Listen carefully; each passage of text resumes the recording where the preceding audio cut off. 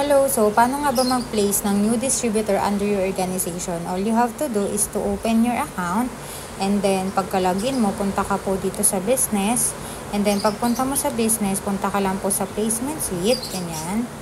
And then makikita mo dito na meron kang new partner. So, click mo lang po yung move tapos saan mo kukunin yung enter back office ID, no? So, balik tayo sa business. So, para makuha mo po yung ID number ng iyong pagkakabitan, punta ka sa Visual 3.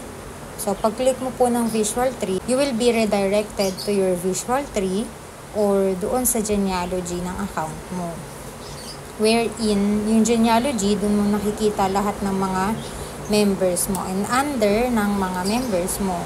Ganyan.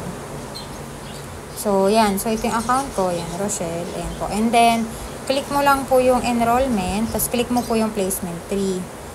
Pag-click mo ng placement 3, yan. So, punta ka ngayon sa account na pagkakabitan mo. So, ayan yung 3 ko, diba?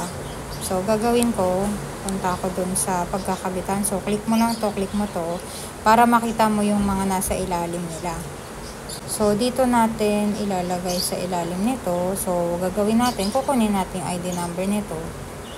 So, click mo siya. Click mo lang yan. And then, ganito natin. Yan. So, profile. And then, kunin natin yung ID number. Yan. Copy. Copy. Okay? So, tapos, punta naman tayo. Balik tayo dun sa placement suite. Ganyan. So, tas click mo po yung move.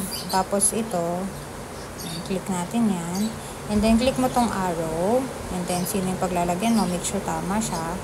So, tapos saan mo ilalagay? Sa left or sa right? So, piliin mo lang kung saan mo gustong ilagay. So, tas click mo lang po yung place. So, yan. So, sa left daw mapapalagay. Place na. Click mo yung place. And then, yan. Okay na siya. So, ganun lang po mag-place ng new distributor under your organization.